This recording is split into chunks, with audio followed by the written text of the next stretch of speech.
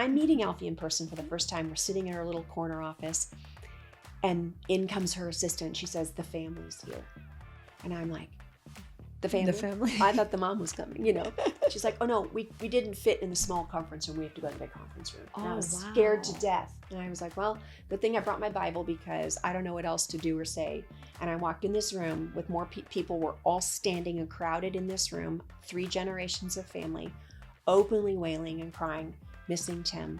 And they like put me at the head of the conference table and were like, okay. And I was like, I just wanted to tell them I would gift them with a headstone. Yes.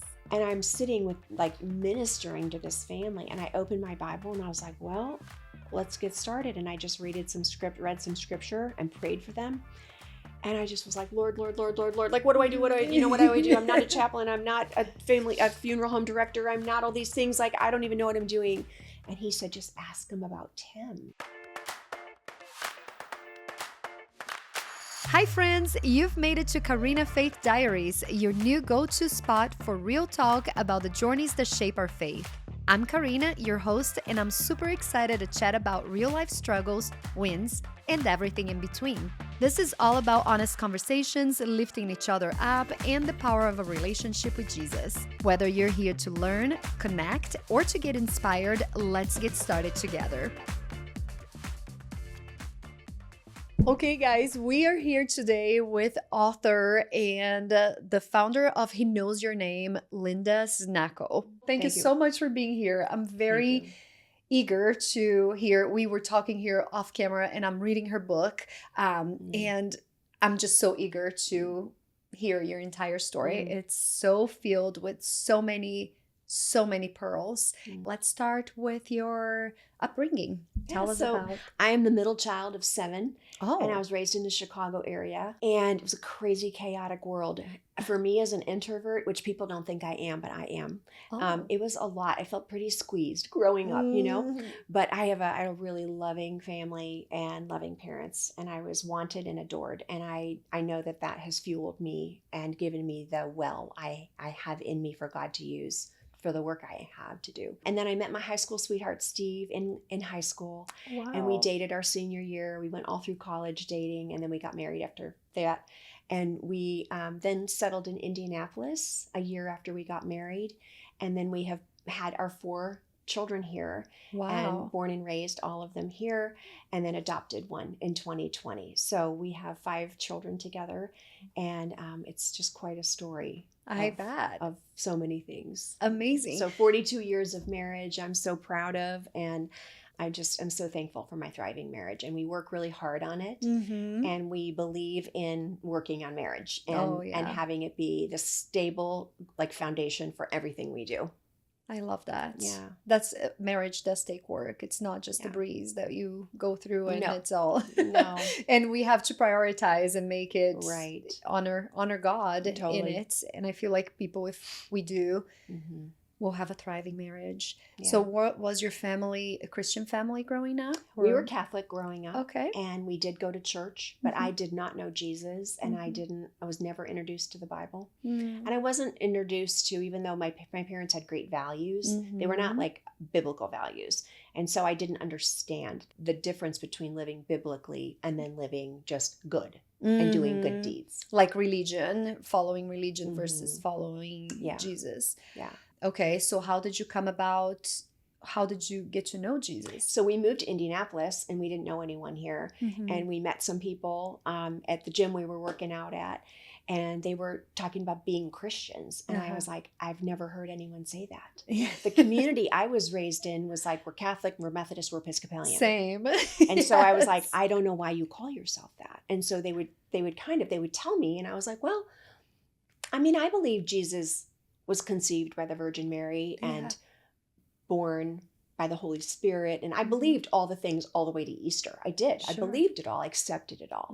But I didn't have a relationship with Jesus. I wasn't in the Word and filled with the Holy Spirit. And so when I was 26 years old, after living here a little bit and then pregnant with my first daughter, we started going to a different church. And that's where the gospel was shared. And when I heard it for the first time, it's like everything woke up in me like, oh my goodness, that's what I've been waiting to hear my whole life. Yes. It just filled the holes that were there. Yeah. And I felt immediately and radically different. Being filled and baptized by the Holy Spirit was a very radical shift in me. And I was 26 at the time. I mean, I was 64. I'm going to be 65 this summer. So, but I mean, I remember thinking at the time, oh my goodness, I've lived my whole life and I haven't known this. Yes. I have to go tell everyone. And that really woke up like an evangelism spirit in me. And I was like, I have to tell my family. And so Steve and I were really the first born again Christians in both of our families. And since then, both my parents became born again. Most of my siblings have, and like all their children are being raised in Christian homes. Oh. And now there's that next generation because we have children. Yeah. And so it's just been a really beautiful thing. I started praying back when I was 26 that I would see every person in my family come to Christ in my lifetime, that I would see it. And I don't even know why I thought those things, but I knew it was just that important to me. And the Lord is delivering on that. It's been really beautiful. I love that you said that because I pray for family members too, for both my husbands and my family, to come to know him the way that we know him, because it's different than the religion that they think we follow.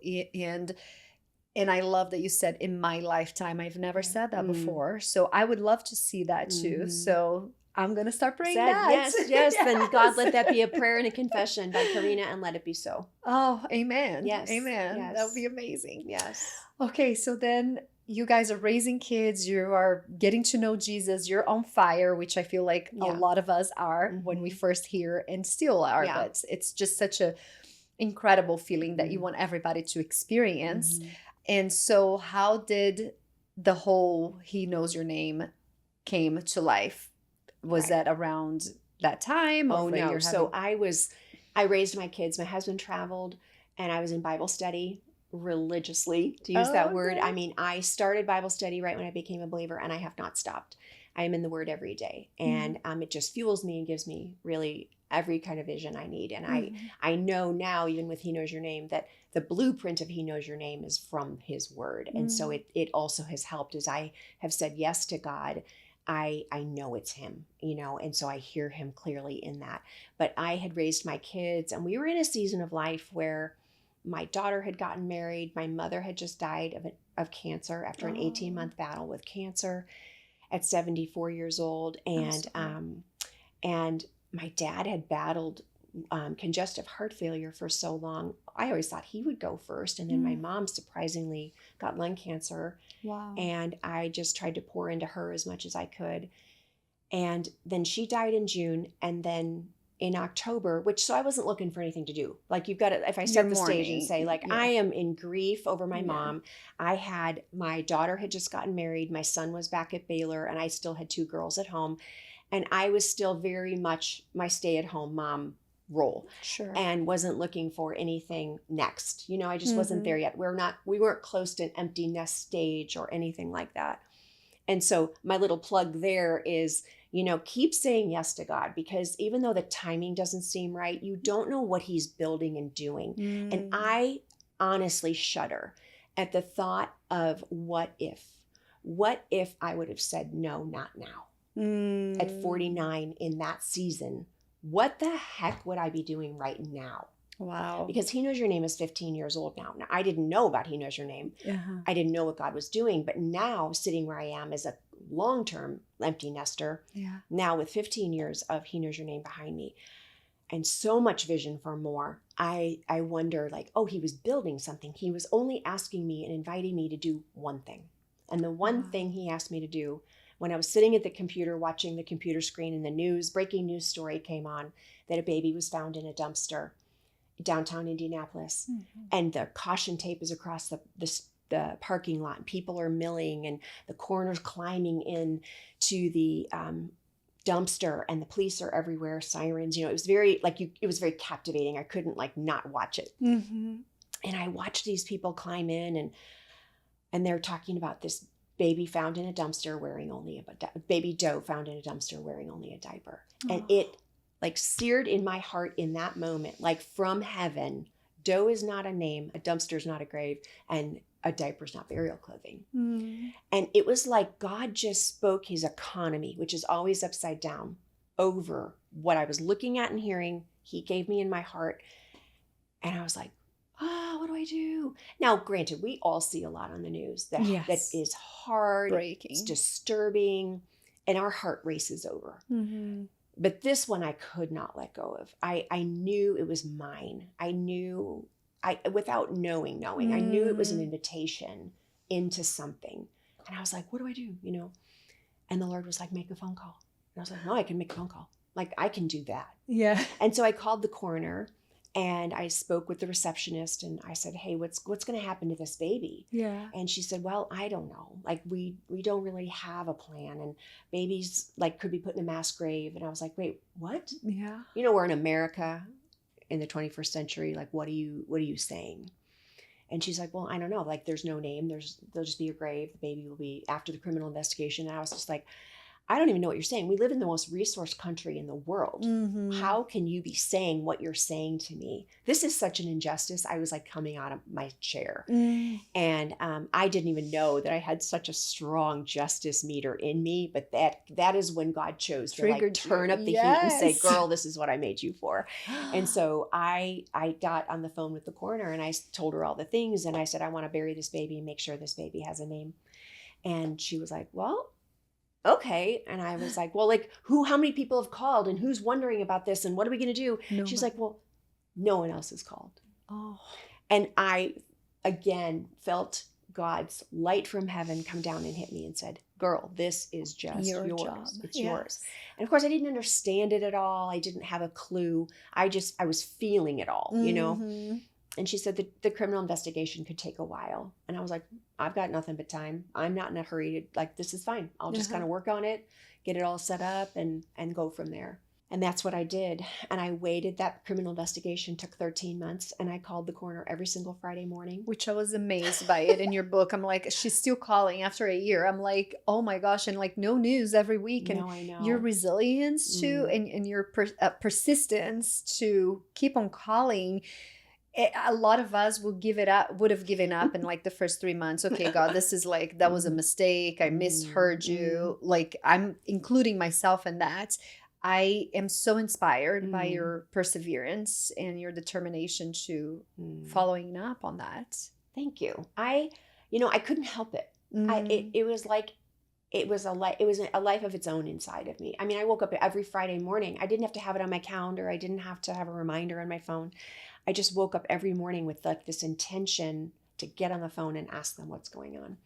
And now, mind you, though, all the while, other things were starting to happen because I was calling that office every Friday morning. I was building relationships with the receptionist and the coroner and the tech. And I'd be like, God doesn't waste anything. Totally. Right? I mean, that season was a pregnancy kind of like, no, I'm working on something. It's going to be fulfilled.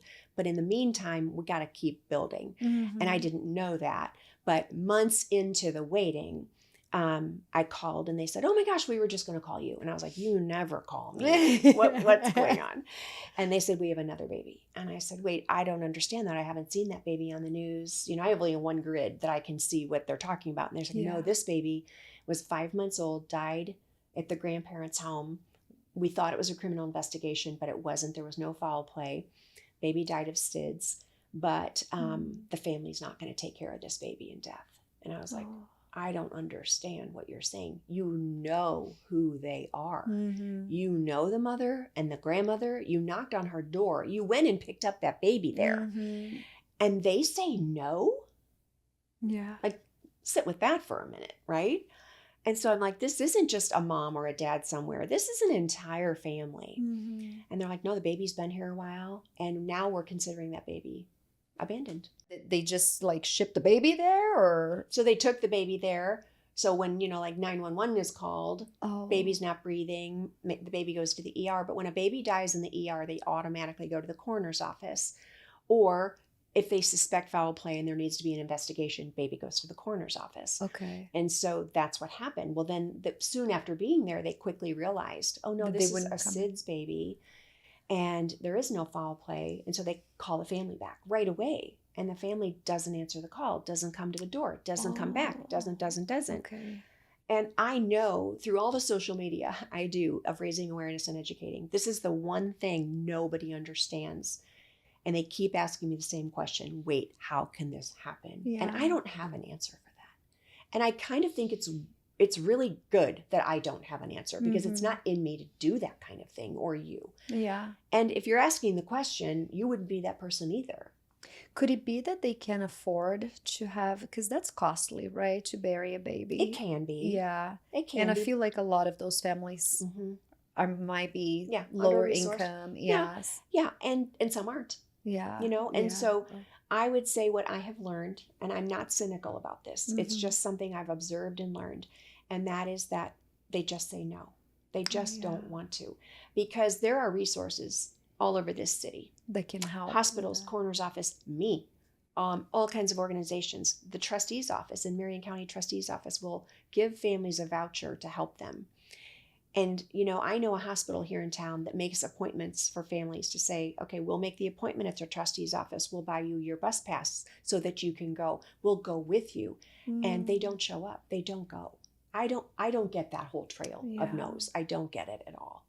But baby Zachary ended up being the first baby I buried. And everything I had planned for the other baby, I just executed for him. And I thought, oh, maybe this is it. This is the baby I'm supposed to. I kept thinking this whole time that this was an episodic calling. But when I got off the phone with the coroner, because this is what she said to me, she said, I'm just wondering if you would take care of this baby. And I said, I'm like reeling. And I'm thinking, well, why wouldn't I? Because if I'm going to take care of one baby, of course I should take care of the other baby. And she said, yeah, I was just wondering, like, can your organization do that? And I was like, what? My what? My what? I don't have an organization. This is just me. Like, I don't know what I'm doing. You know, and I literally pulled over and just cried and was like, Lord, what? And he said, it is. It's you and me. And he knows your name. And he clearly told me. And I just wept and wept. And I was like, okay. And that was really, really the second thing I did, but the first burial. And then later in those months, I'm calling the coroner's office, and the coroner says to me, hey, we've got this unique situation. I've got this mom whose 13-year-old boy drowned at Douglas Park Pool. They've buried him. They've had a funeral, but she can't afford a headstone. She's very pregnant. She's very emotional, and she's just not coming to grips with this. And I'm just wondering, if she had a headstone, would she feel closure? And I'm wondering if your organization would provide a headstone for her. And I was like, well, okay. And I said, I would love to meet with this mom. Now, mind you, I've not met with a mom yet, you know, so I was thinking, oh, I would love to meet with this mom. She said, I'll arrange that. Come here. I had not even gone to the coroner's office yet. I was going to say, I love this coroner's office. Like, they cared. Oh, they Alfie care. McGinty is... it's just her heart not is as something big as you this see. room. Yes, it's so refreshing to read this, because we have such a bad picture painted over the police being heartless and cold and not caring, that tells a different story. Yes. I mean, they cared so much that they were hoping to help all these women, and it's so beautiful. And I call them the forgotten first responders, because when we think of a crime scene or an accident, and we think fire and police go, right? An ambulance goes. No one ever thinks of the coroner. Yeah. They are 24/7. Really? And they go, and they're there. They're the ones that knock on the door of the families. Wow. They're the ones that meet with families in their office afterwards. They're the ones standing and holding up a mom who's just had to identify her child. They are the ones. The police and fire are gone. Their jobs are done. And I know the coroner's office staff, they keep their people. I was just at this event that they had. People have been there 40 years. Wow. They go and they don't leave.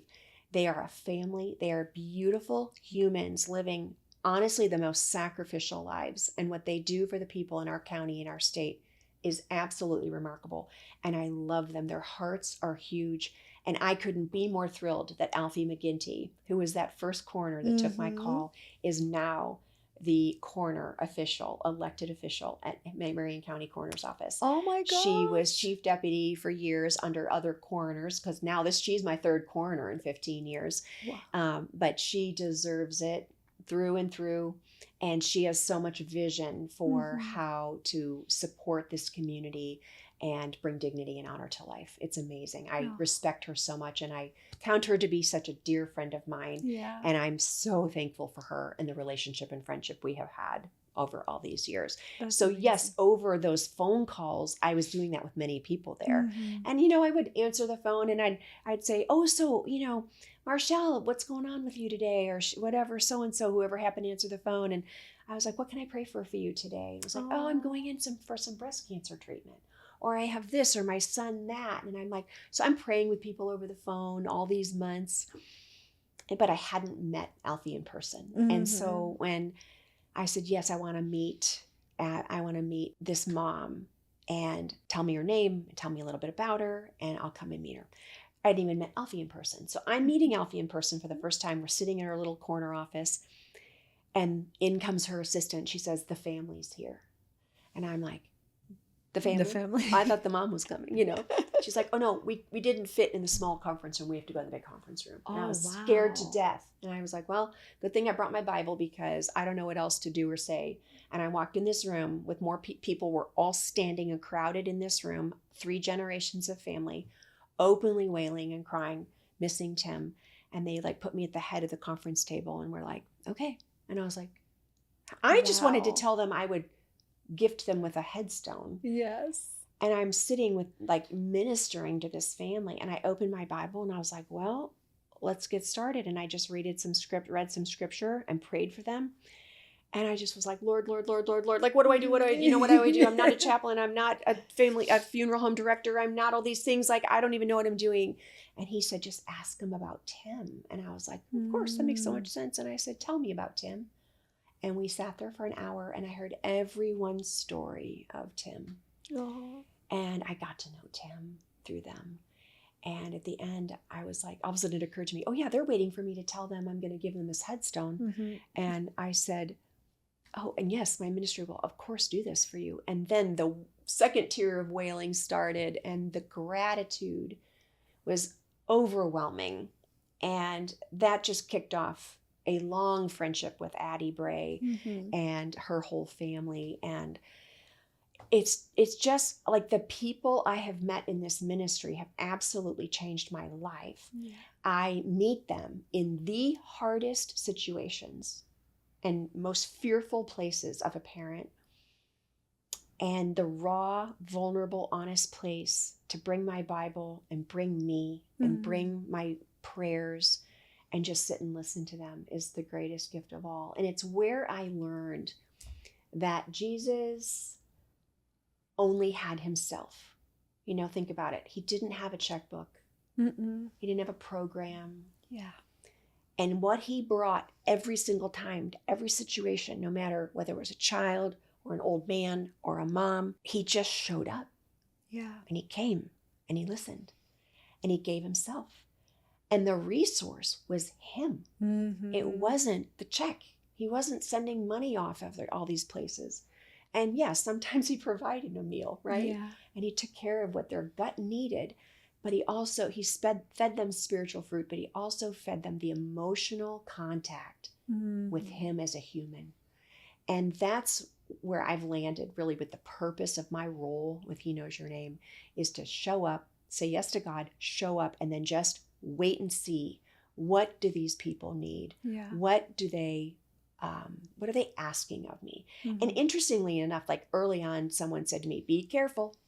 You do a nice thing for somebody and they're going to come out of the woodwork and you're going to get really cynical and people are going to like take advantage of you. And in 15 years, I have never once felt that way. Wow. Never. That's incredible. To me, I feel like the most precious asset that we have is our time. And you were giving such a special, you had a family, you had kids that you need to take care of. You just lost your mom, and here you find yourself in giving your most precious asset to people that you didn't even know. Right. What stood out about that story to me was that the news was sort of showing Tim to be this reckless boy and this whatever, just and getting to know the family. You heard nothing but wonderful things about how wonderful he was. Right. Which to me, it talks about judgment. We're so quick to judge. Yes. We're so quick to just point fingers. And what a great reminder that we don't know. Mm-hmm. And you got to know him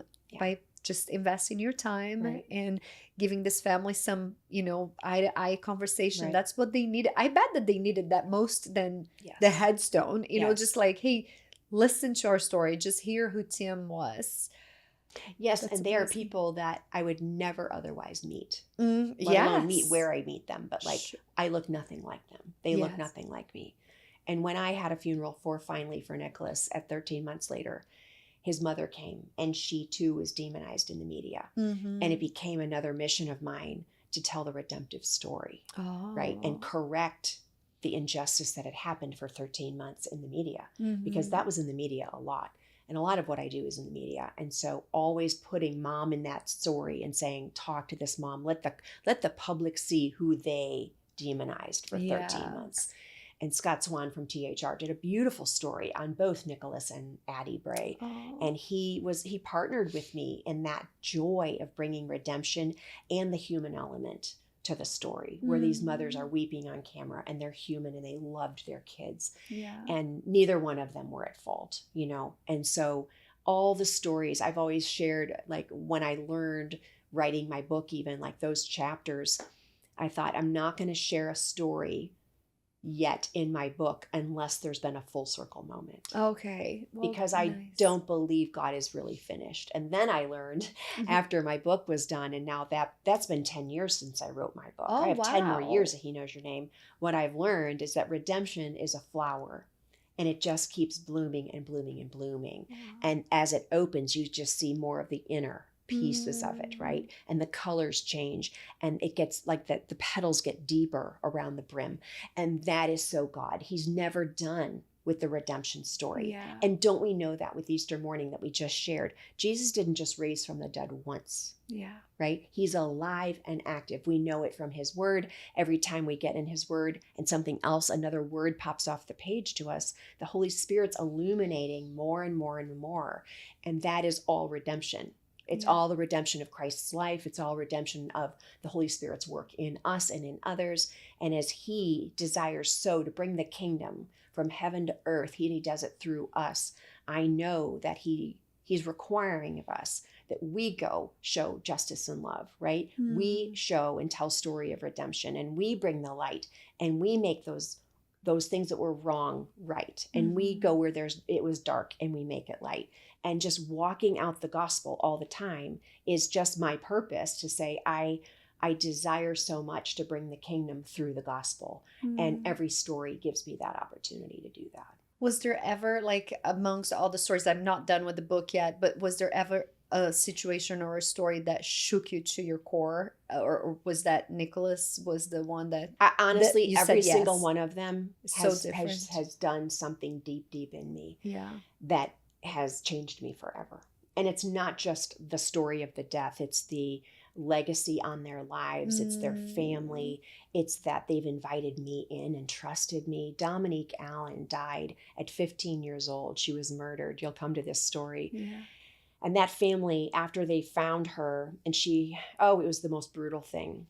And I somehow got connected to it. I can't remember how. But like now, a lot of times a police officer will tell a family about me, or a nurse at a hospital will say, call Linda, And so I'll kind of get in with people that way. Yeah. But Dominique, they didn't have a suspect for 18 months. And this family was waiting for them to find the murderer of their daughter and their sister. And they finally did. And then they had to go to court. And then it was delayed. And it was this and it was that. So there were 20 press conferences over the course of that time frame. Wow. And this family forgave him. And they waited well. And I got to be the fly on the wall in the inner circle with them in their homes as I listened to them process this nightmare of a situation. And then I got to bury her. And that's a whole other long story. But the beauty of that, because their mother had died before the daughter, and she didn't have a headstone. And that kind of came out while we were waiting for Dominique and the criminal investigation. But it wasn't until her murderer was sentenced could they release her body. Wow. So they waited to bury her for a long time. Yes. And what the family had to endure in that. But I saw their tenacity. I saw how much they loved their sister, and they were just working and waiting on justice and waiting on God to just do what only he could do. They changed me. They are some of the most dear people to me, even after the press conference and the sentencing and everything. And then they still say at the press conference, like, we forgive him, and they meant it from the depths of their soul. So I just get to be with people that have changed me. So it's not just the situation. But then when we buried Dominique, I had bought her mother a bronze headstone that had a special urn made in it. We had to have it specially made. And so she was buried with her mother. Oh. And that was their desire. And so to be able to achieve that through the work of my many partners and businesses that provide goods and services for me, is like the partnership and network that's been established only through God, has been something that humbles me beyond words, because I sit here, but there's an army of people behind me who say yes. I can say yes to the first need, but then I have to turn to everybody else and say, hey, cemetery partners, funeral home partners, monument people, on and on. It takes a lot of people. Yes. And God has formed a team around me. And they are all the very first people that I established and worked with since Nicholas. Wow. I have not had to go find someone else to say yes to me. They are in this with me. They give their time and their resources and their hearts for the work of He Knows Your Name. And I am honored to be on that team with them. They have changed me for sure as well. Yeah. I feel like when God gives us a mission, it's like we think that we are going to go and help people. But like you said, you've been changed through all of this that you have experienced. You've become a better human. Right. So your question of so there's those stories, which were the foundational, that's what God just used to carve into the dirt and soil. He tilled the soil for He Knows Your Name to be started. And then what has come out of it is baby Amelia, who was found at Eagle Creek Park in December 28th, 2014. And I named her Amelia, which means defender. And when I asked God, what is she going to defend? And he told me the safe haven law. I thought, what do you mean? We already have that. No one knows about it. And that's probably why she was thrown away in the dirt. Oh my gosh. Her mom didn't know about it, even though there's a fire station 2 miles down the road. She didn't know about the law and safe surrender. But I was at that funeral, and I'm standing over the grave of this casket I just placed down there. And I get a tap on my shoulder, and it's Monica Kelsey. And she's like, that is the problem. I have the solution. And she was just working on the very beginning stages of the Safe Haven Baby Box. Wow. And that anonymous surrender option and enhancement to the safe haven law allowed me to go give testimony to the Senate and the House of Representatives on behalf of that new law. And I got to share Amelia's story in the Senate chamber and the House of Representatives chamber. That was amazing. I stood up there with my Bible as a citizen of this state with all freedom to say all the things I wanted to say and prove that abandoned babies are real humans. They're not just a number. They're not just on a shelf at the coroner's office, unknown and unnamed. But she now has a name and she has a legacy. Do you know that I just celebrated her 10-year finding. Wow. And we have not had a deceased baby found in the state of Indiana in 10 years because her legacy has been education of the safe haven law. And the collaboration of my efforts with Monica Kelsey, she decided to put Amelia's footprint on her logo. And so every mother who safely surrenders a baby has to walk up that sidewalk to the box, and she sees that footprint. And it is my hope that she knows that a woman who chose to carry in the most desperate situation, chose life and is choosing to have her child safely surrendered. And now abandonment's criminal. She's choosing to follow the law, give this baby a future family, right? We know there's an adoptive family out here somewhere waiting to adopt a child. And this is an answered prayer. She's delivering into this box. And so I just want to cut you for people who don't know what the safe haven box is. You're essentially describing it. So that was approved. So can you give us, what is that? It's literally a box, but it's climate controlled.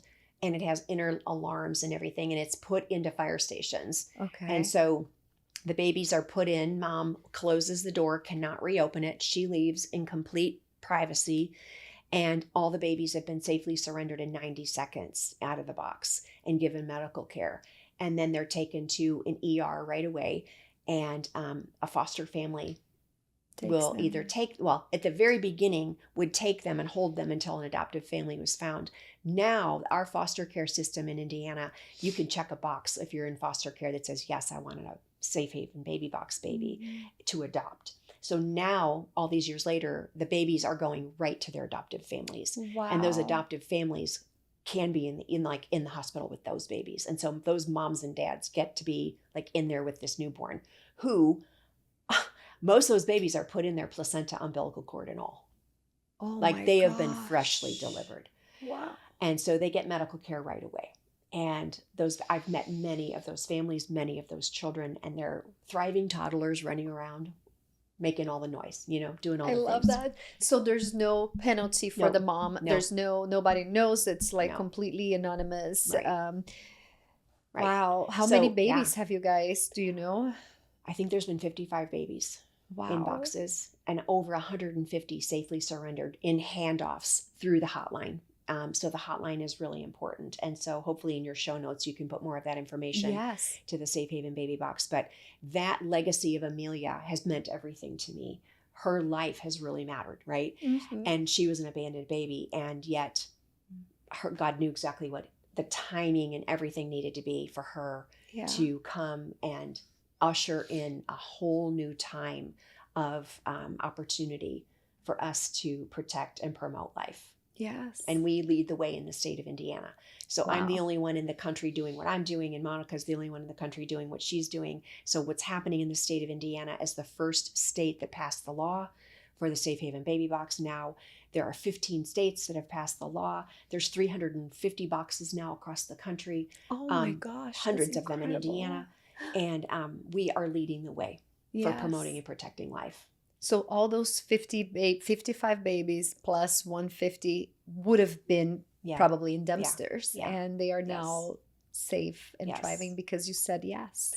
Yes. And so it's a full circle moment, right? And it's so redemptive, but it's like, beautiful. I know that it's my purpose to be Amelia's voice, and I carry her legacy. Mm-hmm. And so whenever there's a box dedication or a baby or whatever, I'm there at the press conference and I'm sharing her story and saying, this was what happened. This is now not happening. And it's working. That's the other thing we're telling legislators everywhere. We don't have to cease babies in Indiana anymore, which is incredible. I love that story has been magnificent for me, as well as then what happened in 2020 for us with the baby. Tell us. Yes. So in 2020, of course, now, I'm years down the road with He Knows Your Name, and I know a lot of people. I've been talking to a lot of different people. I know, the Kirsch and Kirsch Adoption Agency, which is thriving in Indiana, all over the place. And I get a call from them, and they said, we're at Riley Hospital. There's a baby here, critically ill. Baby was born at Methodist, but the baby was really, really critically ill, came to Riley. Mom signed adoption papers, is gone. Homeless mom who is addicted.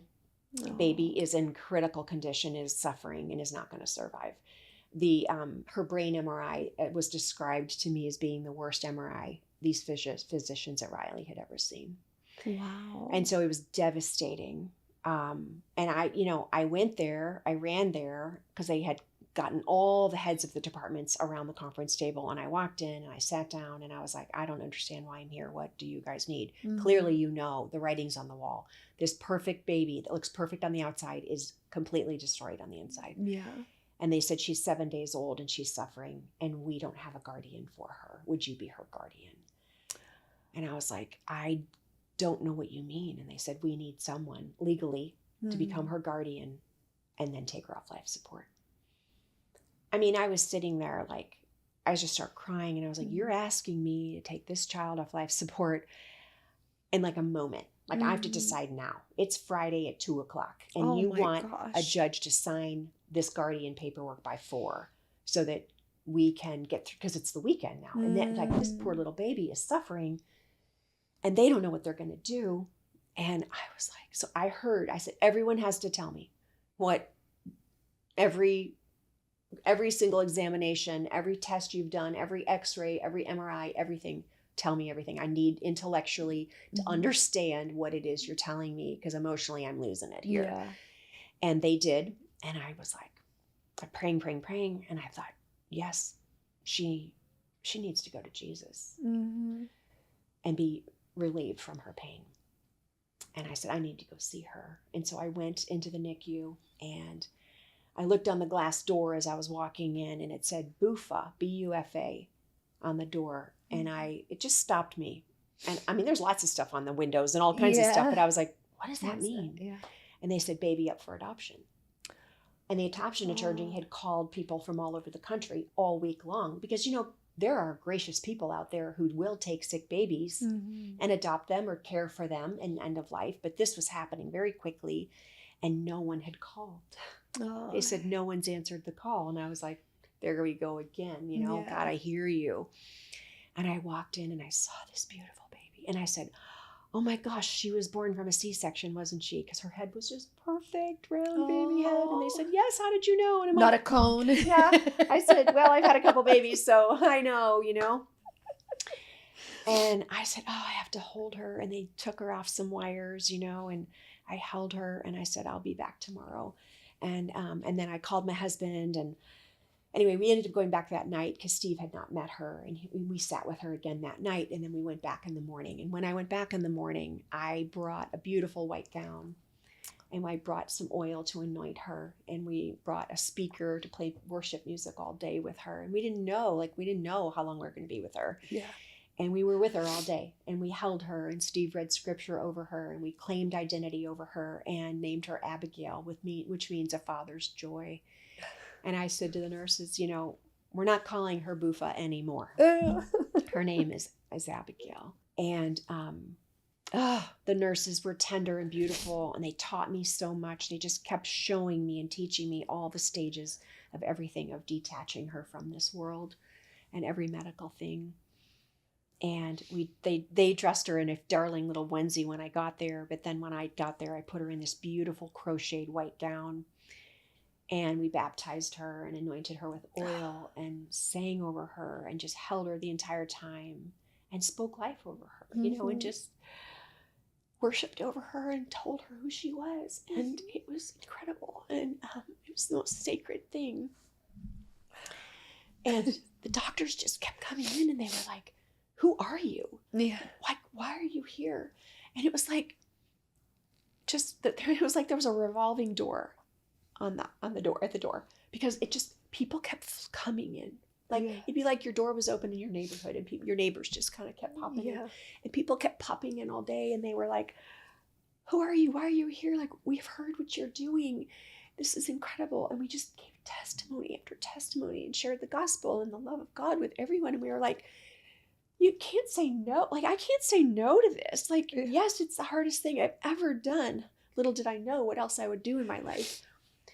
And so I just held her all day, and then it was time. We took her off her life support, and they said, okay, just to prepare you, she's going to go really fast. There's just nothing there.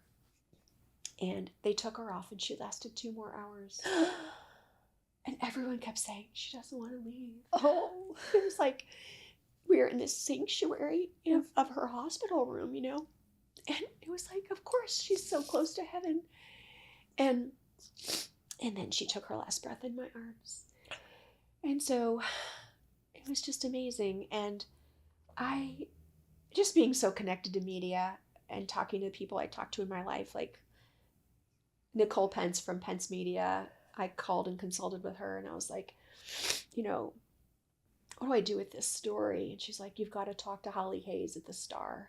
And so I called Holly, and I was like, Holly, you know, there's a testimony here of redemption. This child was lost and then found, and she was in the dark place named Bufa, you know, and now she has a name.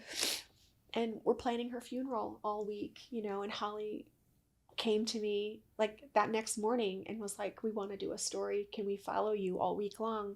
And they did. They followed me to the cemetery and to the offices, and everywhere I went planning her funeral. And then they came to the funeral, and then they put her funeral picture on the cover of the Star. Wow. And the procession was as far as I could see in the cemetery. And I mean, we just kept saying, like, God what illuminated her life. Yes. And this stranger with no name is now known by everybody, right? Mm-hmm. And like now, still to this day, I have people come up to me and say, "You're Abigail's mom, right?" Wow. And I'm just like, wow. I'm honored beyond words that you call me that. Like, I got to be her mom. And then months later, Kirsch called me and he said, you want to adopt her? And I was like, well, I feel like I already did, Yeah. It's like, no, not just guardian, not legal guardian, but like adopt her, where her birth and death certificate say Abigail Znachko. And I was like, oh my gosh. Yes. Like we were her parents. Yes. And in life and in death. And Steve and I were like, no brainer. Yes. And so we went through this. Now gets in. So the other miracle was she was born right before COVID. Oh, we were in and out of that hospital completely freely. Weeks later, COVID hits. Everything I don't know down. What would have happened to that baby. Wow. And so my Zoom call for adoption was on Zoom because of COVID. Yes. And so we had lots of people, some family, like all on that Zoom call with the judge. And he was like, what did you do? And why did you do this? Yes. And I was like, I dare you to say no to this. Who can say no to this? And so we became her legal parents, and her birth certificate and death certificate says it's Abigail. And then my children gave her middle name. I had my adult children choose Elise, which means beloved, and then Znachko. And then we buried her at Washington Park East Cemetery, which is where most of the babies I've claimed in 15 years are buried. Okay. And now there's like 55 babies there. And that's insane. It's insane. And there's just rows and rows and rows in Babyland of these headstones that say he knows your name. And the babies' names, of course. So now if the babies were born all the babies born in hospitals that have been left unclaimed have their mother's last name. Okay. Because they are on their mother's medical record legally. I've never changed a name. Okay. If a mother has given a name, first name even, I do not change it. Mm-hmm. If there is no name for a baby that's been left at a funeral home, the coroner's office, or a hospital, I give them a name. Okay. But if they all have last names, and I keep their last names. So I always pray that a family will come back and wonder where they are. And everywhere I've claimed a baby from, they have the record of where that baby's buried. So that's the last trail that the family knows about. And then they can finish finding their baby. Okay. And I know mothers have gone to the grave. Oh, that's a whole other story. So, I love that. And that's in my book, which you'll read at the end. Okay. So Abigail was buried at Washington Park East Cemetery. And over the years, as I've claimed more and more babies and had funerals for 5 babies at a time or 3 babies at a time, like all these headstones are there. And she now is among all of them. Well, my daughter, Anna, 18 years ago, started battling an eating disorder. So we have been on this journey fighting for Anna's life all these years. And she has been on a roller coaster ride, in treatment, out of treatment, in treatment, out of treatment. We have spent hundreds of thousands of dollars on treatment to save her life. And life was our goal. Like, save her life, save her life, save her life. Mm-hmm. The manifestations of the eating disorder got worse and worse and worse in her. And the length of time of her starving her body and her brain and all her organs got worse and worse. And even though she put on a really good face, no one faked it better than Anna. And no one overcompensated better than Anna. But we knew that this was just like not going away. Yeah. And there were no answers in the medical field. There was a physician at the psych ward at Methodist that told me that in 30 years, they know no more today than they did 30 years ago, as long as he's practiced. And that is what we were finding. We were just finding, like, hit the wall here, hit the wall there, no answers here, no answers there. But recovery centers, inpatient, are run by private institutions, and they don't keep a lot of records. I mean, they get them in, they get them out. And Anna went in and went out. And so you could call that a success for them, I guess. Yeah. But then she'd go to residential, and then she'd come home, and then she'd be okay, and then she wouldn't be okay. It was just always this rhythm. she just was getting really bad again. And last spring, she just said, Mom, there is no more treatment for me.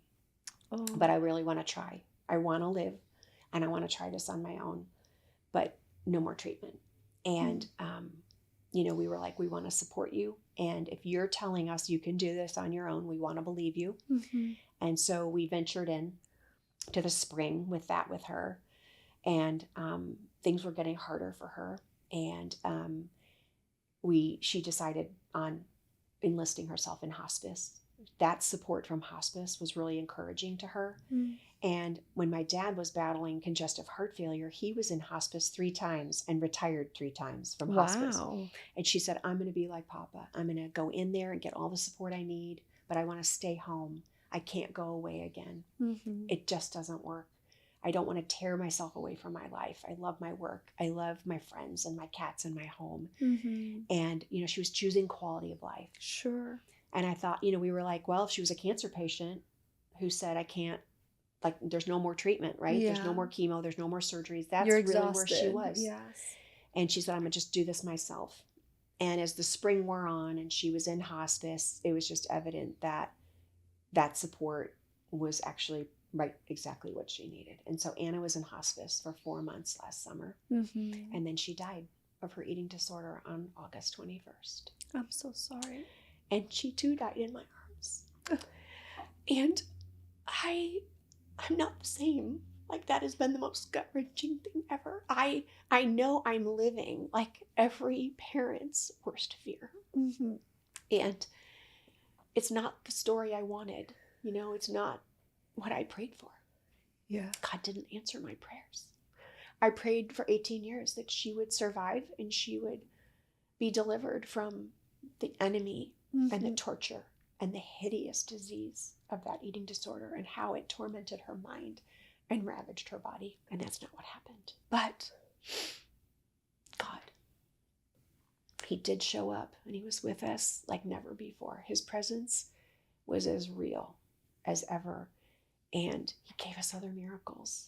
Mm-hmm. And we were with him and he was with us and he was with Anna all summer. Everyone said she was going to pass a certain way because her body was in such bad shape. And she, almost like Abigail, hung on. And we were with her the whole day, her final day, and she was at complete peace.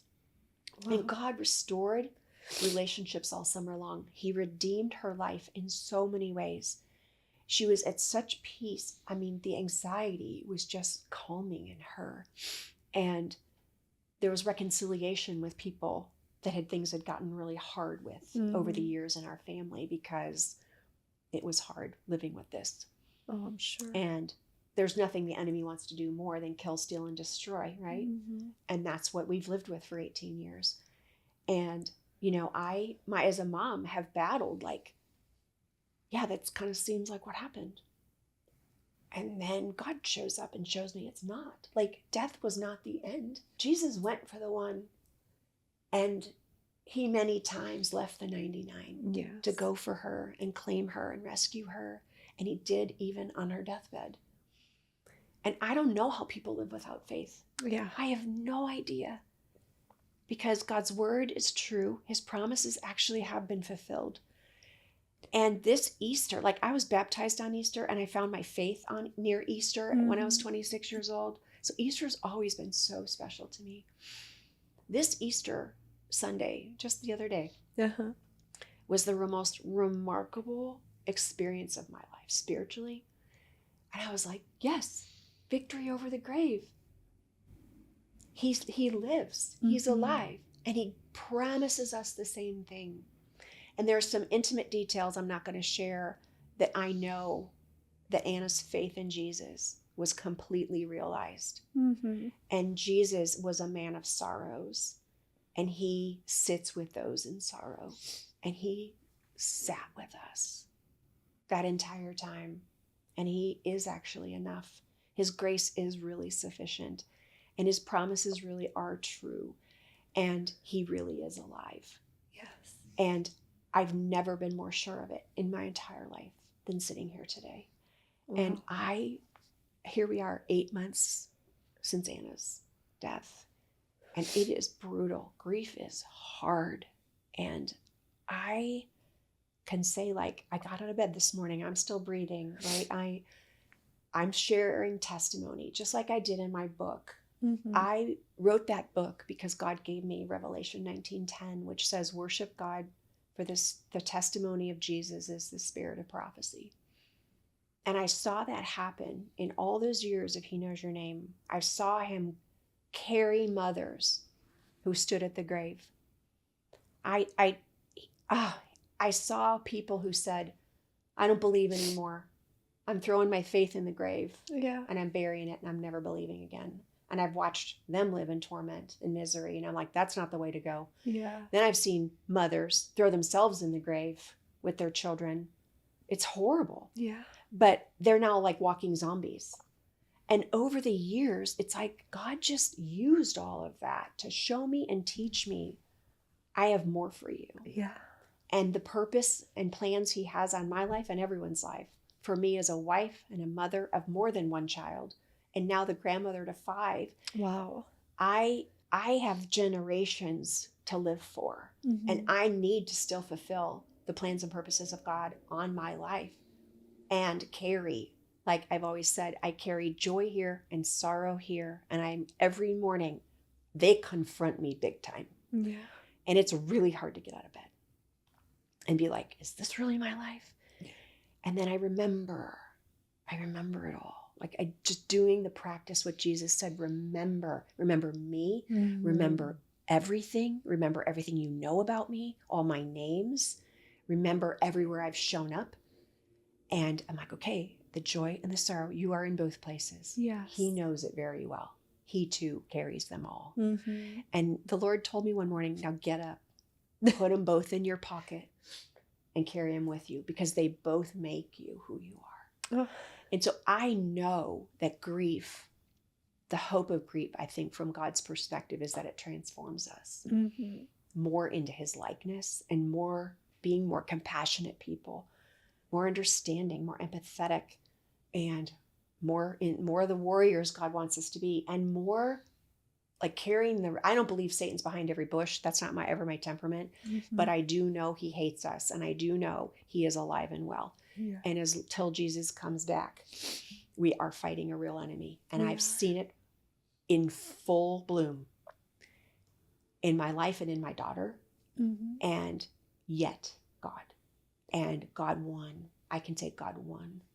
And in my sadness and in my grief, I can still say that and mean it with all my heart and say my marriage is thriving by the grace of God. Mm. I know that statistic. I've seen it in other families, and I've sworn that's not going to be me. And I have other children who are living full lives. Yes. My son is the pastor of my church. Oh, wow. And I'm like, there's a whole body of believers that have warred for us. Mm-hmm. And I'm like, I want to be like stronger for that. And I want to always give testimony to the goodness of God in the land of the living. Mm-hmm. That's what the Psalm says, And so I do that. And just knowing like God knew us when He laid the foundations of the earth. Mm-hmm. And when He created, Genesis 1, He created it all and knows it all. Nothing about me and my life and my family is a surprise to Him. Yeah. It's shocked the heck out of me most days.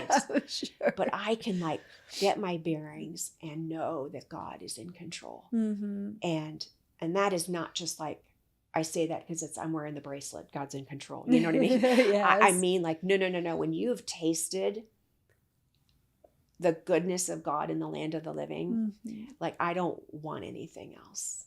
I agree. I mean, some days I feel like I'm just surviving. Trust me. It's not all glory. Sure. And that's what's important. I'm surviving. And I do believe that the journey of grief is my new life. Mm. And I have just slowly gotten back into my work as there's been needs, and there have been needs. And the Lord has supplied me with what I need for that, Wow. And like I said, the reason I said yes to this podcast was because I believe if I live my life worshiping God, like mm-hmm. Revelation 19 says, And I spend time with him and I worship him. And I give him the glory for everything, the good, the bad, and the ugly. Yeah. And say, that's for you. That's on you, God. Like, I don't know how to sort all this out, but you go be God. I am not him, clearly. But I do know that he is all sufficient and all powerful. And he is picking me up every day. And he's mending me, you know, and it's slow, but it's okay. And I'm just really thankful for what he has shown me and allowed me to do and partner with him in. Because everything in life we're doing with him. Yes. I know you've talked about and described how you're feeling and how difficult it is. Yet you are getting up in the morning. Do you have any resources that maybe you can offer or words of wisdom to moms who have lost their babies and are grieving and cannot get out of that grieving cycle? And you know, I think being honest with yourself, asking for help, because unfortunately losing a child is the biggest fear of everyone, and people are frozen watching us, and they take a step back because they're living in their own fear, because there's a lot of moms out there, I'll speak personally, with kids with addiction, in recovery for whatever, right? Or that have had suicidal tendencies from time to time in their life, or they're practicing cutting, or there's a substance issue you're kind of worried about. You don't like the kids they're hanging around with, and you feel it. You're there. You're in worry. And I'm like, you know, I have practiced for 18 years turning my worry into worship when it makes no sense. And it, you know what it does? It lifts me a little higher. And that's where I'm like, I'm drowning here, you know? So I say, like, get into a local church. Let a community wrap their loving arms around you. And let people know what you need, whether it's your family or if it's not your family, let it be some friends, but you have to share what you're going through so people know what you need. And that's really where it starts. And it's being humble enough yourself and laying down your own pride and fears and saying, like, nope, I need help. And I think finding a chaplain, maybe in an organization that's doing some work that is like wrapped around care for whatever it is your special thing is. There are amazing people in amazing places all over this city and state with organizations, nonprofits, and even secular, that are giving of themselves in resource. And so I would say, getting counseling. I've been in all different kinds of counseling over the years. The hospice group we were with, which I highly recommend. If you need hospice, then get in it. I mean, I know a lot of people are freaked out about hospice, but like if you're really to that point, and I was familiar with it because my brother died of cancer when he was 34. And then both my mom and dad were in hospice. I was familiar with it, that it didn't scare me. Like, I knew where we were, right? Like, that's a hard reality, but like letting them come into our space and get intimate with us and give us the support we needed in that really, really hard time. And just like laying down all the inhibitions and being honest was like the greatest gift that we gave ourselves. And then that company offered 13 months of free counseling afterwards. Wow. As a lot of them do. And so there's free counseling in a lot of different places. Call your church. There's just different places. E91 right here in Indianapolis they have a wonderful counseling center.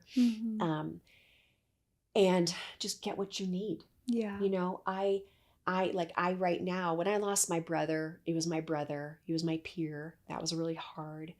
But my kids were really little. They didn't go through that with me. And then losing my mom and dad, they were losing their grandparents, but I was losing my mom and dad. So the grief was different. So we needed different things.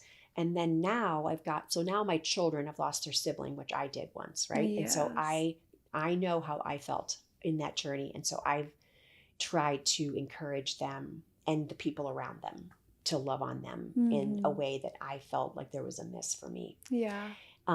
And realizing, like, right now, because it's my daughter Anna, like, it's my immediate family, we're all swimming in this pool of grief. Yeah. We're all like in the deep end, and we're all like doggy paddling, trying to catch our breath. And we all are kind of responsible. They're all adults now, but they're responsible for their own grief and their own journey of grief. They're all in different places, which all make perfect sense, but they're not where I am. And so I can't mandate oh, go do this or go do that, or just because this works for me, it should work for you. I can't do that. So all I can do is encourage them to get the support they do need.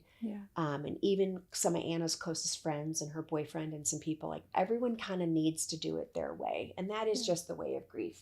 But grief was upon us all summer. It wasn't just after Anna died. And so getting grief support for the anticipated loss. Sure. But I was already living years and years in shattered dreams, knowing certain things would never be. Yeah. And that was already ripping at my heart and gutting me as a mom. And so I've tended to that all along the way. I've just started back in counseling after kind of doing the grief work with like the hospice team and then taking some time off of that. And now I just feel like I'm in a different place for some reasons. And so I'm really humbled to say I'm thankful I have found a wonderful woman to meet with and just go do my own work. I have to do my own work. Steve and I are both grieving, but we're grieving differently, which of course we are. And there's so much we're sharing, but there's also a time where I need to go over here and he needs to go over there. Yes. And we both are doing that. And so I just say, take care of yourself. This is not going to go away. It's going to change you, Mom. And if you have other children, you've got to live and survive and be great for them. Yes. And if you're in a marriage, protect it with your life. It doesn't do anybody any good to let that deteriorate. And then you each go broken people, your own separate ways, and take that into other families. Exactly. Do your Try work. to find someone who to fix it. It's just not going to. Yes. No, we have done a lot of work as a family, and I can say like, I don't mean to say like, oh, I embrace it, but I kind of have no choice. And so I am where I am. This is my story. This is my song. Yeah. And I have to steward what God has done in our lives. And I have to also steward who he made me to be. And I'm just not willing to die with Anna on earth. I'm not willing to do that. You have a purpose. I do. You a purpose. And I think that's the other part of this is I say to women like, you know, exercise your spiritual muscles. Like say yes to the little things so that when the big things come, you're strong enough and you're confident enough to say yes to God. Because when it makes no sense and he's challenging you or inviting you into something, you know, like I said, where would I be without my work? It has just been the most fulfilling outside of motherhood and being a wife and having my family. It has stirred things in me, woken up things in me as a wife and a human. I didn't know God was preparing me for this all these years, you know? And so he was doing a work in me I had no idea he was doing. And I love what I'm doing. I love the people I work with and get to do life with. And the hundreds and hundreds and hundreds of people that I've bumped into along the way in 15 years that have brought me so much life and taught me so much and made me a better person. I am better because I know their stories. Yeah. And so I am really just so thankful for all of that. And I want women to live and be the full woman that God wants them to be and asks for them to be, because there's so many layers to all of us as women. And he has more for us than just sadness, you know? And I will always be sad. I know that, but it doesn't scare me. I don't fear walking this out in my life or think I'm going to ever get over it. That is a joke. It will never happen. Yeah. And I believe I'll grieve Anna my whole life. And I have to tend to that. Yeah. So the eating disorder battle is really complicated. Every single person I've talked to in 18 years says that. It's complicated. It's really devious. And it's mind, body, and soul for the victim and for the family that's watching this happen. And it's hard to carry hope, but it's all you want to do, right? And so you have to have people around you or go for help or treatment somewhere where people carry hope with you. I battled with Anna first being a minor when she had her eating disorder. And we were kind of like the spearheads of her treatment and involved with all the people helping her and all of that. And then when she turned 18, everyone cut us off. And that was very unfortunate because when she was an adult and then she has all these treatment people and they don't want to talk to us. And even if Anna invited them in, they were still so turned off by inviting family in to let this be the family journey. And I was like, there's so much we know about our daughter that you actually need to know to treat her well and help her recover. And you're not tapping the greatest resource you have. And so treatment, I would say if there are parents who have questions, start talking to your physician. But like, you're going to need a lot of people. Get second and third and fifth and 10th opinions, because no one has answers for this. And there is no one way to get past this. And it's a journey. Yeah. And it's a sad, hard one. And I know that I'm not the poster child. Anna's not the poster child for, like, obviously for recovery.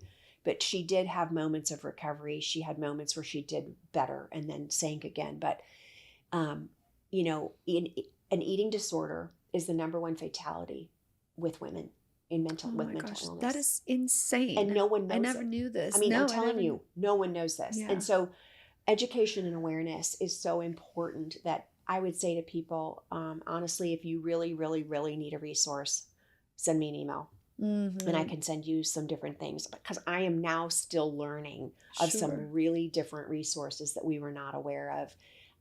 There's a doctor in Denver doing some incredible work, and she has an entirely different method than anything else we were offered all over the years. But this is a very evolving disease, and there's not enough research at all. Yeah. And the research dollars is, you know, we just did there was an article by Erica Anderson just done in the Wall Street Journal about eating disorders, and her research right now shows, like, it's pittance how much money they're spending on eating disorder research compared to all these other things, when it is like it is such a struggle. And the demographic has really changed in 15 years, from being like the wealthy white girl's disease 15 years ago to now it is in every single age bracket, demographic, race, and gender dysphoria, all the way through everything. It's everywhere. And so I'm like, we have got to step up. Not we, but like the research and medical profession has got to address this. And I would say, like, you're going to have to knock on a lot of doors. And so you've got to be persistent. Don't be satisfied with one or two answers. Get outside of your city if you have to. Get outside of your state if you have to, and go find help. Yes. Go find help. And it's really hard, and it can be really discouraging. And unfortunately, it costs a lot of money. Yeah. I very well know this. I was fortunate with my daughters. She didn't have an eating disorder, but she did have addiction, and she was a minor too. And I felt so, in this case, God answered the biggest prayer of my life, because, as you said, it is a parent's biggest fear is to lose a child. And not knowing, I had so many fears, besides losing her, was just what would happen to her if I never saw her again, if she would jump in a car and then run away, or I don't know, so many fears, as I'm sure you are. And yes, I after all that's said and done, this is my yes to God. Yes. But I also feel that there's so much more than I could and probably should be doing. And one of them is, like, we don't have any resources here in Indiana for teens that are struggling with, that are Christian based. I think that, to me, that was a very important thing. Yes, we didn't find anything. I mean, nothing. And everything that was decent costed an arm and a leg. And it's just like, and it wasn't even good. No, I know. So it's just like, it's really, it just feels so hopeless. Yes, it feels very discouraging, but God has a plan.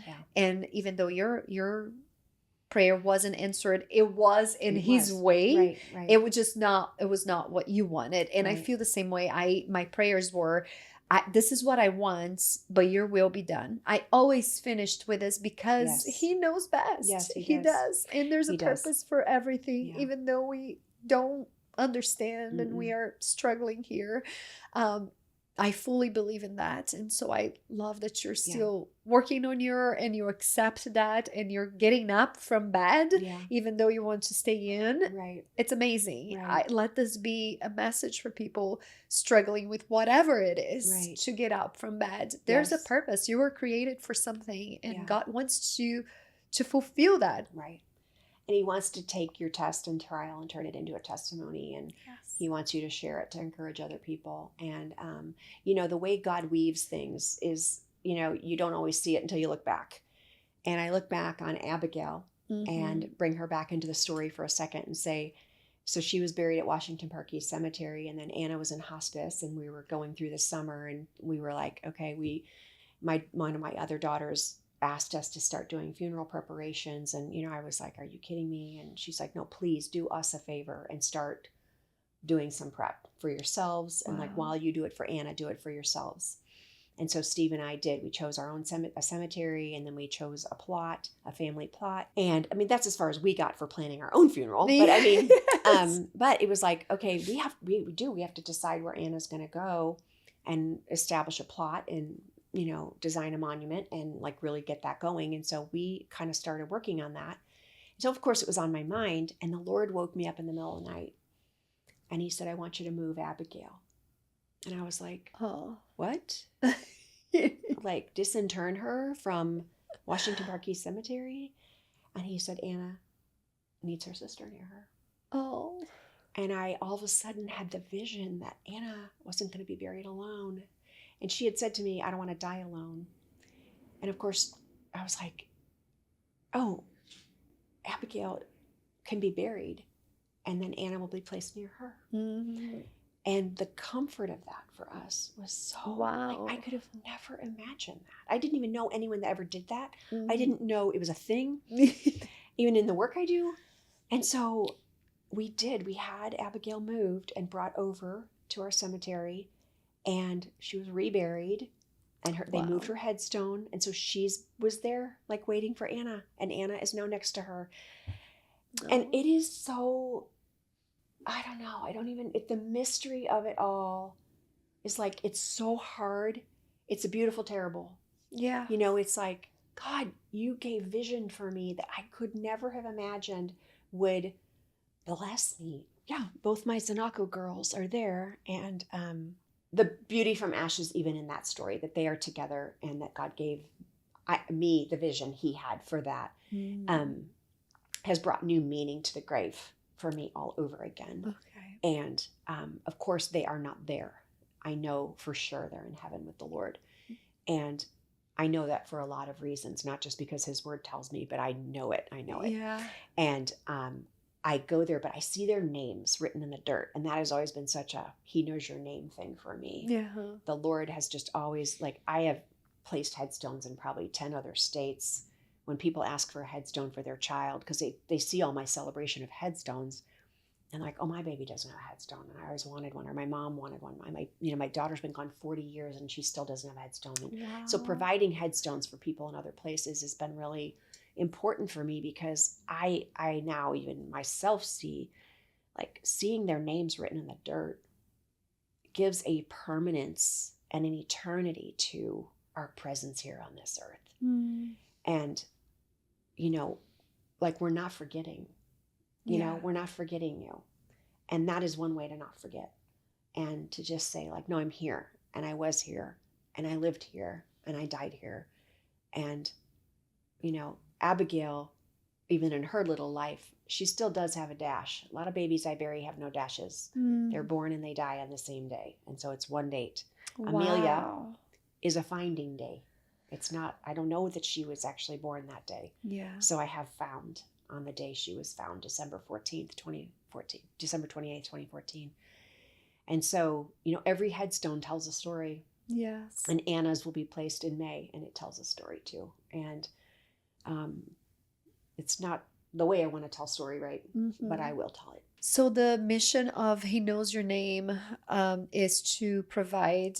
Can you tell us what the overall mission? I know we've talked about it, but like to a summary of what He Knows Your Name does. So He Knows Your Name. The mission, I would say, that God has given me for vision over it is that every child in life deserves a name and honor in death. And I know that sounds broad, but it is broad, because I do that in hundreds of different ways. And whatever is meaningful for a family to memorialize their child. And some families, their babies, maybe they delivered at a time in the 90s when they didn't even have any choices for burial. They didn't have a choice to even take their baby home or to a funeral home for cremation. And no, like, babies were just taken. and they're considered medical waste. Or, I mean, there's so many people for decades and decades that have been just brutalized over the system, you know?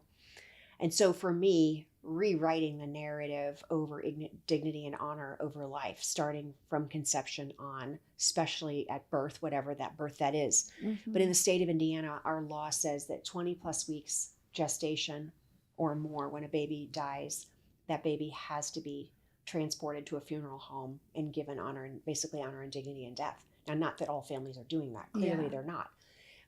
But that is where I come in and I see the need there. And I'm like, if I know about it, I do it. Mm-hmm. But if I have hundreds of thousands of, over the years, of mothers write me and say, I never named my baby. They didn't give me a chance to. I wish I would have named a baby. And I'm like, I work with them and say, let's give your child a name, even if only you and I know it. Yeah. You are fulfilling a deep desire in your mother's heart, and this will help heal that wound in you. And then saying, like, how do you want to memorialize your child? And they say, well, there's no opportunity to, because I can't bury them and have a headstone. And so God just has really like gifted me with a real creative spirit over how we can memorialize life. I mean, just one of the simple, most frequent ways I do it is with a charm necklace, where I put the baby's name on a charm and the date on the back, and a birthstone bead or something on it. And I have a jeweler who now does this for me. Doesn't even charge me. She makes every charm. I mean, she's made hundreds and hundreds of them. Wow. And I tell these moms, like, wear this charm close to your heart, like I am mine, that says Anna. Mm-hmm. And you'll pass and see the reflection in a window, or you see it in the mirror, you know, it'll just always be there and you'll remember. And that feels satisfying. Or I'm places and people say, who's Anna? And I get to tell them about Anna. And that's what they get to do. And I said, you don't even have to, instead of the baby's death, especially for moms I serve, like being an event, I had a miscarriage, I had a stillbirth, it was this or was that, I even had an abortion. Mm-hmm. Let's move away from the wound of the event and the traumatic name and say, no, I'm going to give the baby a name. Mm-hmm. And I'm going to remember the child through the story of what was going on in my life at the time. Mm. What was special to you at the time? Like one woman said, well, I don't even live in the state where I had that baby. And so I said, well, what do you want to do? And we ended up landing on, she wanted a charm with the baby's name, but she also wanted a charm that was like an outline of the state where that baby was born. And so on that charm necklace for her, she has the state. Because she's like, I lived in that state a while and a lot happened there. And I just want to remember, it fulfills a little bit of the story. Sure, yeah. And so she's living more in the story instead of the event. Okay. And that is very healing for a lot of moms. And so I would just say to people, you don't even need me to do that. You know, you can still name your baby abortive, stillborn loss, miscarriage loss. You can go to a place that's special to you and mark that with something. Mm-hmm. You can have a little stone etched in all kinds of, all kinds of stone centers or places all over the internet now, where you can have them put anything you want on it. Have a garden stone made, which we did for Abigail and Anna. My husband loves our gardens. Yeah. And so we at first had Abigail's garden on it. And that is in a garden with a statue that I gave Steve meaning Abigail. And he curated this whole garden. And then when Anna was passing, I took the stone back over to the monument company and I said, please add Anna and. Oh. So now it says Anna and Abigail's garden. And it's right in our front. And he curates it. We put flowers there. And it's just kind of like that thing we get to see when we sit on the rockers on our front porch and let the dog out, that we get to see, and it blesses us. And I don't know that anyone else really knows it's there or sees it. It doesn't matter. It means something to us. And to have something at home, to have things out in my house that remind me. And don't be afraid to remember. That's what I want to say to moms. It's okay to remember. I know that if it was an abortion or in a miscarriage or a stillbirth, it's loss and it's wounds, right? But I just believe, and I see this all the time, that there's always something about it that is a sweet memory. Mm-hmm. And especially if you name them, and it's a meaningful name, then you can have an endearing moment over that memory. And I'm telling you, it happens all the time. And then it comes to them, and they often know. I don't have to come up with a lot of ideas. Mm-hmm. I try to prompt them, with thoughts or ideas. Yeah. But oftentimes they're like, I know it's this, and then it's their thing. And I just think engaging more in the journey of the loss and rewriting the narrative of it is always really helpful. I love that. How does the business itself work for people out there watching this and wanting to get involved, or like, how can I help this organization? How can they do that? Yeah. Really, the most important thing to me is what we started with at the very beginning, and that was giving your time and giving yourself. And I often find the most meaningful way for people to do that is to come to my funerals, because these are funerals I'm having where no family comes. Yeah. These babies have no one else there. And so my friends and community come, and people that are very dedicated to He Knows Your Name, but that is their volunteer effort. They come and they sit through the funeral and they watch this baby be buried and they lay flowers. The other thing I have is called an adopt a grave. And through He Knows Your Name, we have people annually adopt a grave.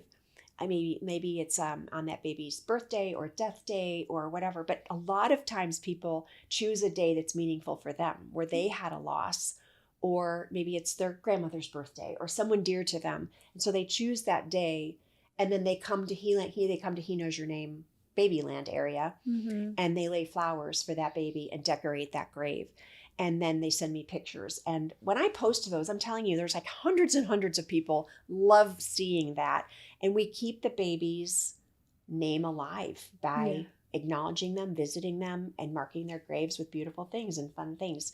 When I had a funeral a month ago for 5 babies, the groundsman, his name was David, and his mom heard the whole story of what he did that day. He took 5 caskets from me and set them in the grave. Wow.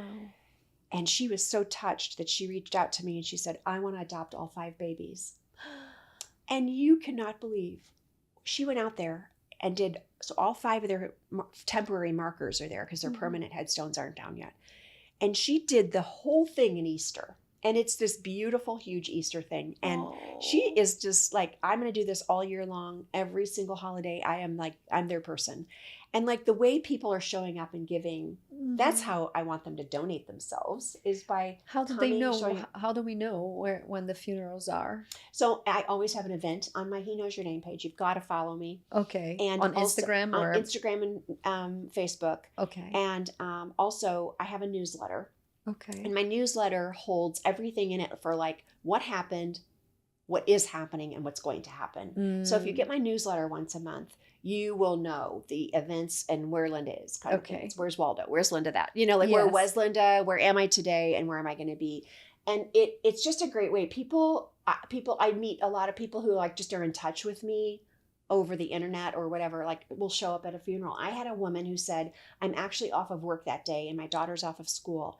They drove 5 hours each way to just come to a funeral because she's been following me for so long. She's like, I have watched video after video, and now I want to actually participate in one. And I was like, that is so beautiful. And so that's what she did. And that is so meaningful. That for me is everything. And I don't do any fundraising. And so fundraising is not a thing for me, thankfully. But there's just other ways if people want to get in touch with me. Like, once I started laying blankets in the grave too, one day people were sending me blankets and I thought, I'm going to lay these in the grave before I set the caskets down. And I started doing that because it just, like years ago, the Lord told me it's a cradle in the grave. And then that song came out and I was like, yeah. And so I put the blankets down and then the caskets. And I have blankets literally from all over the world coming to me. All over the world. People are knitting blankets. I have way more than I need right now because I've just had a huge push for them. But I have so many that have come to me from everywhere. I mean, thousands of them. And so because I also had a cuddle cot ministry, which is, I'm not going to even tell you what it is because it's too long. Okay. But people can Google what a cuddle cot is. I've been to so many hospitals all over Indiana and all over this country giving these cooling devices into hospital NICUs. And I've gotten in touch with so many hospitals and supervisors and bereavement teams that now I know they need gowns and they need blankets. And so now we ship. Nice. So when things come to me and I just can't use them, I have too many, we have days where we sort everything and we just ship everything out to hospitals all over the place. And they get a huge inventory so that when a mom has a loss or whatever, they don't just give her one blanket, they give her a choice. Oh. And most moms say when her baby dies, she's like, I'm out of control. I have no choice in the matter, right? It just happened to me. And you feel like a victim, which you are. So you're giving her one choice. Yes. Wow. Choose the gown your baby's buried in. Choose the blanket you want to wrap your baby in. And it's just a way for them to feel like they're not alone. Yeah. And it goes back to your other question. Like, I never want anyone to feel alone. And I had a mom reach out to me, a South African mom who lived in Ireland. Wow. And she reached out to me and she said she got a diagnosis for her baby and she went to the doctor and she didn't like what he told her. She didn't understand it. It just wasn't anything. She's like, and I've been watching all your stuff and it didn't match. Like the way they were going to treat me and my baby didn't match to what I see you doing over here. So she, in the middle of the night, sends me a direct message on Instagram. And I do read them because people, that's where we do so much ministry through the comments and through direct messages, even though we get a million of them. But that's where people write and tell their story and want to share or get a resource or something. And she said, I need help. My husband is in South Africa. I'm going to be delivering this baby. And my hospital doesn't know really what to do. There's no bereavement team. There's like the doctor's not whatever. And so I said, let's FaceTime. So I FaceTimed her in Ireland and I equipped her and I coached her. Then her bereavement director got on the FaceTime and I coached them. And then they went to the doctor with her and advocated for her and shared vision. And they were like, okay, great. They were all about it. And this woman delivered her baby and her baby did not live. But then by the time her husband got home, they were able to have the funeral for this baby and the hospital provided everything. Wow. And it was so beautiful. And so, I do a lot of coaching all over the place for people that do see what I'm doing. And they just know in their hearts they want something different than what they're being offered at the hospital, especially at rural hospitals or small towns or in small countries. And that's the power of social media. People can say what they want to say and choose to not partake. And it can be a bad thing, by all means. But wow. Right. Without it, you would have never been able to reach a mom in Ireland from South Africa or the amount of people probably, because I'm sure this is not just an Indiana-based thing. You're talking to all over the world, all over the nation. That's the power of social media. We're doing this through social media and spreading the gospel. And what a wonderful thing. Yes, that is very important. And like you said, there's a lot of people who I hate social media, especially my age. They're not even on it. And I'm like, it is free advertising for me. And I don't mean of me.